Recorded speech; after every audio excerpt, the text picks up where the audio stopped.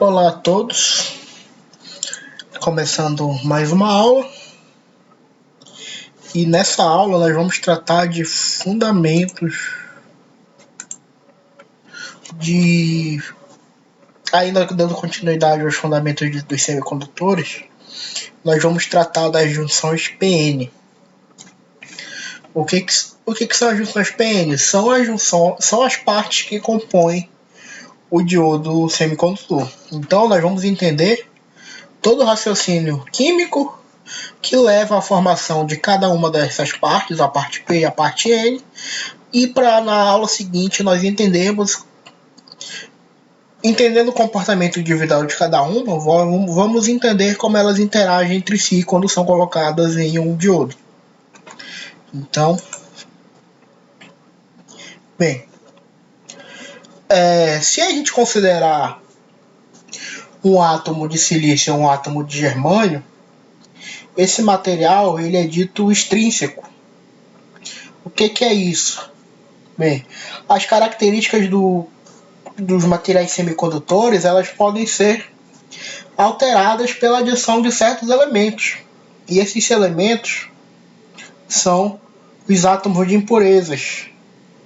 E eles são colocados por um processo de fabricação dentro do material semicondutor puro. O material semicondutor puro ele é chamado de material extrínseco. E quando nós adicionamos as impurezas, ele vai ser chamado de material intrínseco.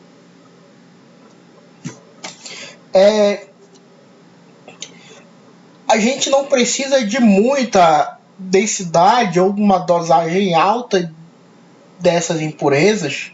Nós vamos entender que elementos elas são, para que a gente possa modificar a estrutura de banda de um material semicondutor. A estrutura de banda, assim, dentro de um conceito de mecânica quântica, ela é basicamente todo um... Como eu posso colocar isso? Como se fosse a planta baixa daquele elemento químico, sob um caráter quântico.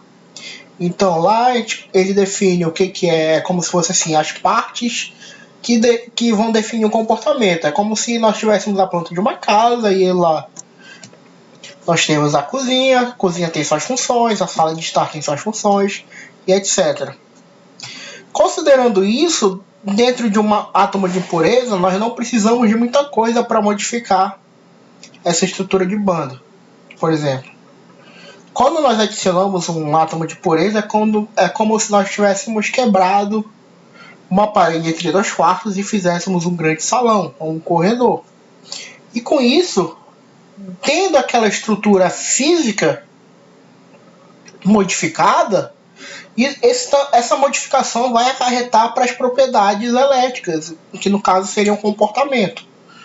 Se nós quebrarmos a parede entre dois quartos e ele vira um corredor, nesse caso nós modificamos a estrutura e com isso o funcionamento, a função, o desempenho daquele material também vai ser modificado. Dentro da eletrônica, há dois tipos de materiais que são imprescindíveis para a fabricação de um material semicondutor. O material do tipo N e o material do tipo P. Nós vamos ver do que se trata isso. Então, continuando,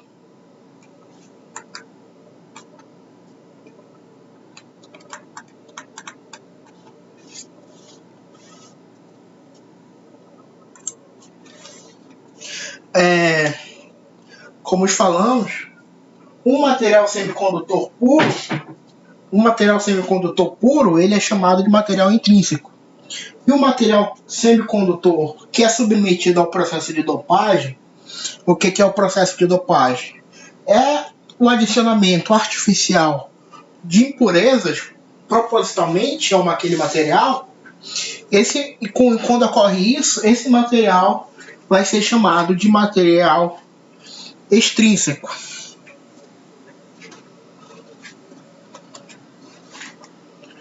Lembrando que nós vimos na aula passada que normalmente na natureza os materiais semicondutores, principalmente o silício, ele vem em estruturas cristalinas repetitivas. Só que essas estruturas cristalinas repetitivas, elas não são puramente silício. Elas têm algumas impurezas que são devido ao processo natural de criação do átomo de silício. E isso, dentro do processo de fabricação dos semicondutores, aquele cristal de silício ele é refinado e ele é dirimido dessas impurezas, formando um cristal de silício praticamente puro, tão puro quanto a tecnologia nos permite produzir. Tendo esse cristal puro, esse material ele é o chamado material intrínseco. Aí, propositalmente, num processo de fabricação, nós adicionamos impurezas ao material de silício puro ou um germânio puro e colocamos essas impurezas que vão modificar aquele comportamento de acordo com o que nós precisamos. E esse processo é o processo de dopagem. Bem, o material do tipo N e o material do tipo P, como eu disse anteriormente, são formados pela adição de um número pré-determinado de átomos de impureza num cristal de germânio ou de silício.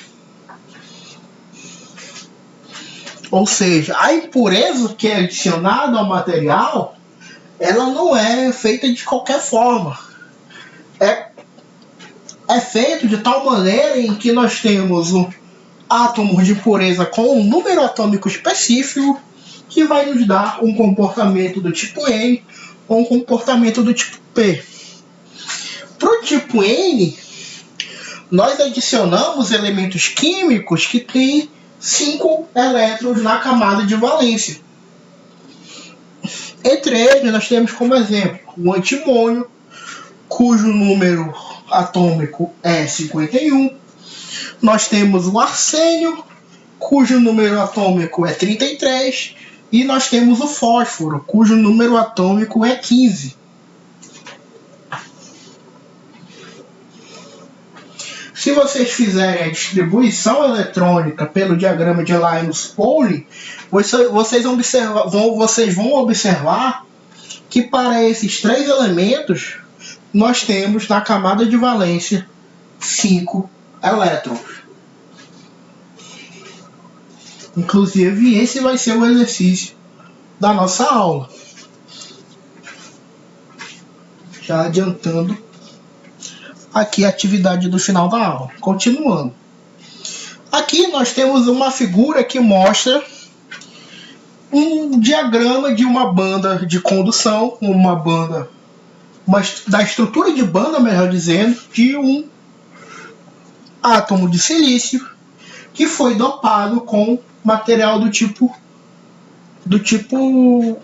com material de impureza do tipo N.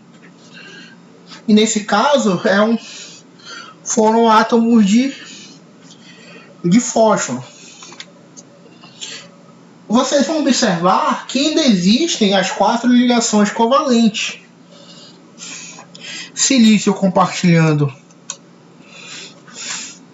elétron com o fósforo, silício compartilhando elétron com fósforo, outro silício compartilhando elétron com fósforo.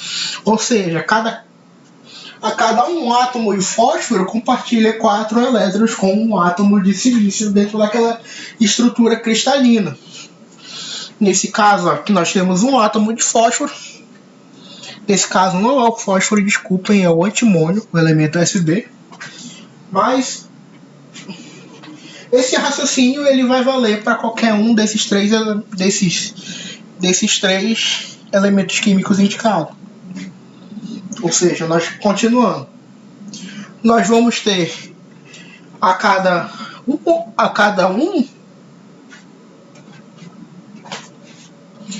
um elétron, a cada um átomo de antimônio, na sua camada de valência vamos ter 5 elétrons e 4 desses vão compartilhar elétrons com os átomos de silício da rede cristalina. Aí vocês percebem que está sobrando um elétron do antimônio, porque, professor, você não disse que esses átomos de pureza que são adicionados ao silício para formar o material do tipo N não tem 5 elétrons na camada de valência? Como só 4 estão fazendo ligação? O que aconteceu com o átomo que sobrou? Com o elétron que sobrou? Então, o elétron que sobra, ele tem um comportamento de elétron livre. E nesse caso do elétron livre, eu estou fazendo aspas com a minha mão. Não é um elétron livre como um elétron livre de uma estrutura de banda de um material condutor, mas é um comportamento de certa forma livre, porque esse elétron sobrou. Então, ele está, basicamente, ele não, por enquanto, não tem função alguma nesse cristal do tipo N. Então, vocês podem observar aí no terceiro ponto, esse elétron adicional, tendo em mente ligado ao seu átomo de origem, porque ele não está fazendo nenhuma ligação covalente com nenhum outro elétron do cristal de silício, está relativamente livre para se mover dentro do recém-formado material do tipo N. Ok? Como nós observamos, o que causou esse elétron do tipo livre foi a adição da impureza, nesse caso foi o antimônio. Quando nós temos esse tipo de material, que é o que é adicionado a um cristal de silício e forma o tipo N, esse tipo de material, o seu átomo é chamado de átomo doador, porque ele vai adicionar um elétron. Pense assim, os 4 elétrons que vão fazer ligação vão deixar aquele cristal de silício estável. Beleza, cumpriu uma função. E o que sobrou, ele ficou a mais no cristal do tipo N, ou seja, é como se fosse uma doação para o cristal do tipo N, ou seja, o átomo de antimônio é um átomo doador. Mesmo que se a gente pegar uma estrutura cristalina de elétrons gigantesca, pense assim, nessa figura nós temos aqui 8 átomos de silício e um átomo de antimônio. Sei lá, multipliquem isso para uma estrutura de, sei lá, milhões de átomos de antimônio com o seu correspondente de átomo de silício. Mesmo que a gente tenha essa estrutura totalmente escalada,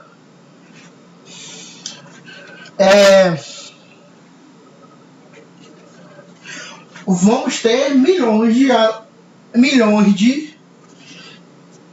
elétrons livres de antimônio, porque nós colocamos milhões de átomos de pureza de antimônio naquela estrutura cristalina, certo? Então, se a gente fizer isso para um grande número de átomos, nós vamos tirar a estabilidade do material formado? Não. Porque esse elétron livre, ele ainda está preso àquela estrutura porque existe um próton em cada átomo de antimônio que o mantém, de certa forma, preso àquela estrutura.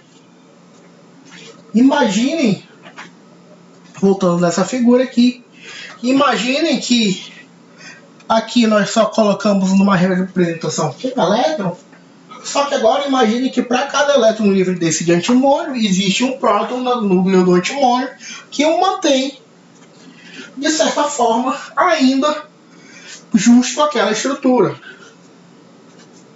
Esse comportamento, considerando que nós estamos com uma estrutura cristalina eletricamente em repouso, ele se preserva. Depois nós vamos observar que quando adicionarmos um potencial elétrico de tensão nessa estrutura, esse elétron livre finalmente consegue romper essa ligação com um próton do átomo da impureza.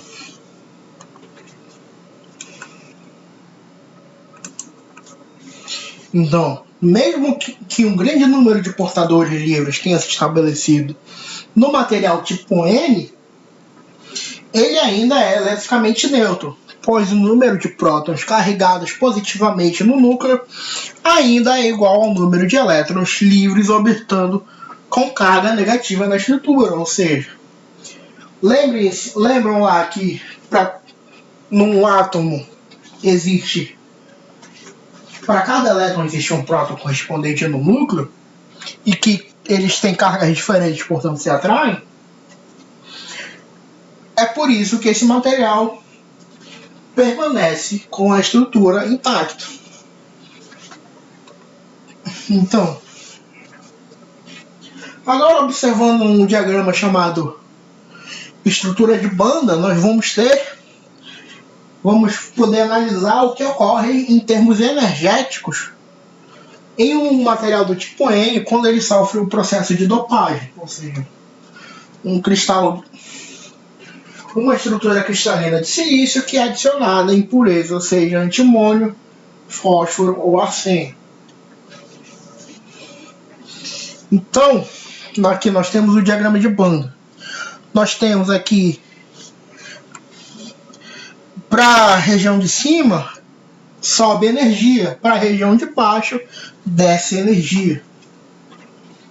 Ou seja, para cima da banda de condução, se o elétron quiser passar para a banda de condução, ele tem que ganhar energia. Se o elétron quiser passar para a banda de valência, ele tem que liberar energia. Ou seja, notem que é o nível mais discreto de energia, ou seja, isso quer dizer para a banda de valência,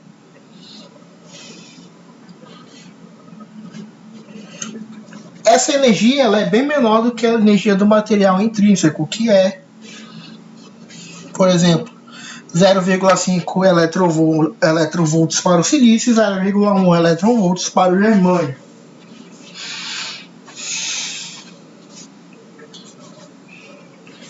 Os elétrons livres, em termos energéticos, eles se estabelecem nesse nível de energia mais baixo e tem menos dificuldade para absorver a quantidade de energia para se mover em direção à banda de condução quando estamos na temperatura ambiente.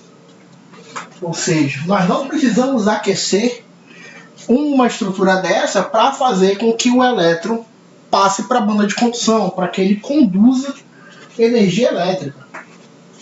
Isso vai ser importante porque é por causa disso que nós conseguimos utilizar as propriedades elétricas semicondutoras numa temperatura que seja possível de criar dispositivos para uso cotidiano.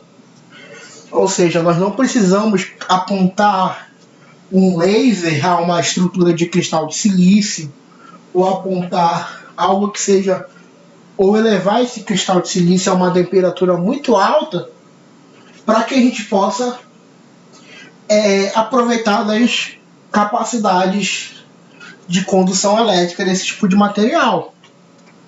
Então é graças a essa propriedade dele que nós conseguimos desenvolver dispositivos que utilizam silício e utilizam germânio.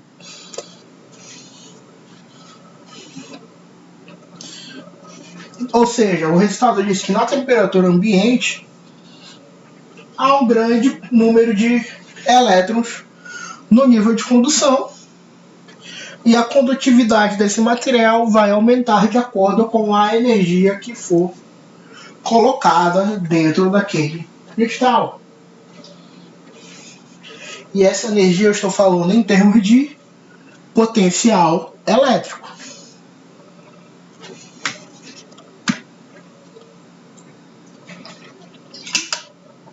Agora vamos observar o material do tipo P. material do tipo P é obtido dopando-se um material de germânio ou de silício puro com átomos de impureza que possuem 3 elétrons na camada de valência. E os elementos mais comumente utilizados são o boro, o galho e o índio. Aí com seus respectivos números atômicos, Z igual a 5, Z igual a 31 para o galho, Z igual a 5 para o boro, Z igual a 31 para o galho e Z igual a 49 para o índio. E as impurezas difundidas com 3 elétrons de valência no material tipo P são chamados átomos aceitadores. Vamos entender o porquê desse nome.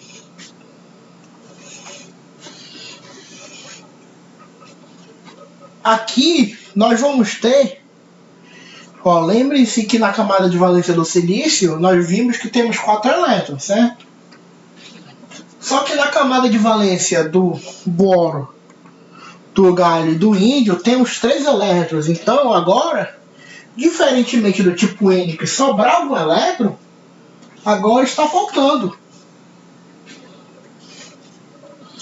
Ou seja, 3 elétrons de um átomo de silício fazem ligação com um átomo de boro, nesse caso é um átomo de boro, só que sobra um elétron de silício sem ligação, com espaço vazio. E esse espaço vazio de um elétron de silício que não se ligou a um elétron de boro, esse espaço é chamado a lacuna.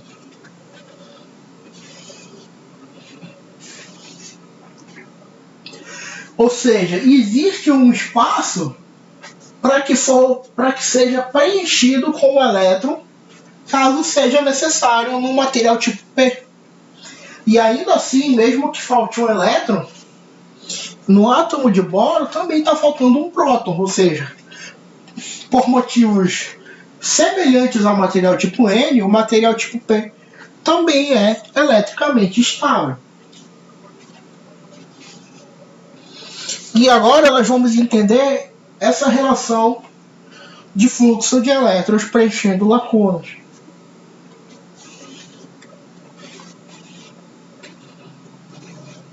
Se um elétron de valência adquirir energia cinética suficiente, essa energia cinética é dada por aplicação de energia potencial elétrico, de forma que essa ligação covalente seja quebrada. Esse elétron que foi solto, ele vai passar a ocupar uma lacuna existente. Ou seja, naquela região um elétron se soltou, foi para a primeira lacuna que ele consegue sentir e onde ele estava formou outra lacuna. E esse comportamento vai se propagando ao longo da estrutura cristalina. Ou seja, aqui a gente pode observar, a gente pode simplificar esse comportamento de que as lacunas que estavam na esquerda do cristal, elas vão se passando para a direita, e o elétron que estava à direita do cristal vai passando para a esquerda. Ou seja, vamos observar aqui. Esse elétron aqui, vamos dizer que ele se solta. Ele vai preencher uma lacuna que está aqui. A lacuna que estava aqui vai passar a ficar aqui. E o elétron que estava aqui vai passar a ficar aqui. E vamos dizer que ele se solta de novo. E aqui tinha uma lacuna. A lacuna que estava aqui vai passar para cá. E o elétron que estava aqui vai passar para cá. Ou seja, enquanto o elétron se desloca nesse sentido, a lacuna faz o sentido inverso. Para o nosso estudo, na questão de fluxo de corrente, nós vamos adotar o fluxo convencional, que é o sentido de lacunas. Ou seja, é como se a lacuna vai se mover ao longo da estrutura cristalina para quando aquela estrutura cristalina é excitada com potencial elétrico.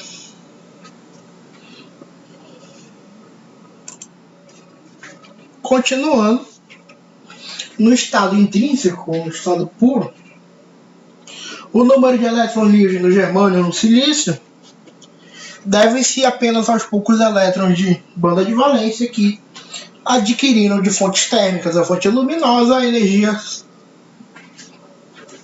suficiente para quebrar a ligação covalente ou as poucas impurezas que não puderam ser removidas. Na prática, numa estrutura cristalina semicondutora de silício ou de germânio, praticamente não tem elétrons na banda de valência.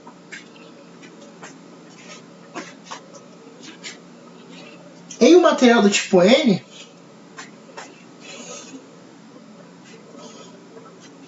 o número de lacunas ele é muito maior que o número de elétrons.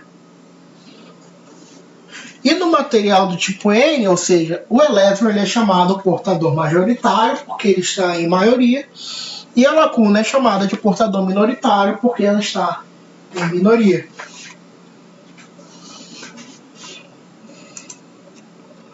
No material do tipo P, é ao contrário. A lacuna é o portador majoritário e o elétron é o portador minoritário. Resumo: tipo N, o elétron, portador majoritário, lacuna, portador minoritário. Tipo P, lacuna, portador majoritário, elétron, portador minoritário. Então nós vamos ter aqui nessas duas figuras, essa de cima é um material do tipo P, que nós vamos ter mais elétrons, mais íons doadores ou mais portadores majoritários. É um tipo N, perdão. Vamos ter mais íons doadores, mais elétrons. E na parte de baixo, material do tipo P, nós vamos ter mais materiais de lacunas com sinal positivo. E nós vamos ter eles em maioria. Quando o quinto elétron de um átomo doador abandona o átomo de origem, ou seja, um material que estamos falando aí do tipo N, esse adquire uma carga positiva presa à estrutura, daí o sinal positivo na representação de íon doador. É por isso que na figura a lacuna é representada com sinal positivo. Por razões semelhantes, o sinal negativo aparece no íon receptor. Sinal negativo, nós temos elétrons. Os materiais do tipo N e do tipo P representam os blocos básicos de construção de semicondutores. Veremos na próxima aula que a união de um material do tipo N simples com um material do tipo P resultará em um dispositivo semicondutor de considerável importância nos circuitos eletrônicos. Esse material semicondutor é o diodo.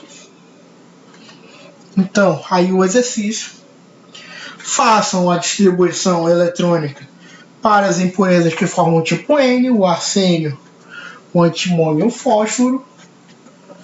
Temos aí os números atômicos. Então, se vocês ainda estão em dúvida do que fazer, vão lá no slide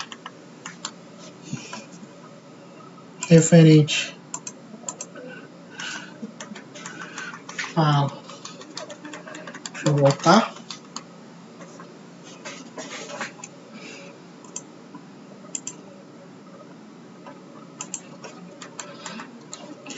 Vão aqui nesse slide, que temos o diagrama de Linus Pauling, e façam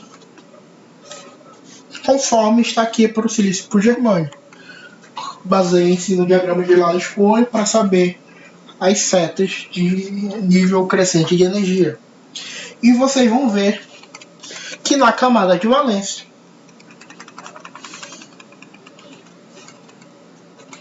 vamos ter 5 elétrons em cada um desses elementos químicos.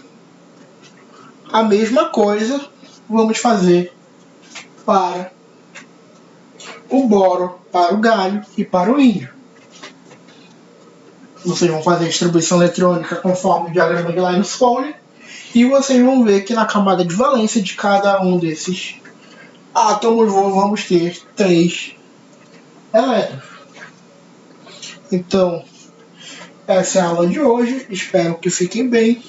Qualquer dúvida, me procurem nos canais oficiais.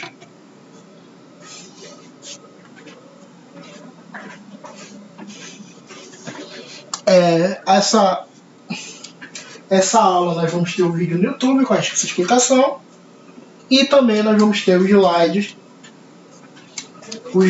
no Classroom, junto com o assignment do exercício. Então, qualquer outra dúvida, estou à disposição dos senhores, podem me perguntar.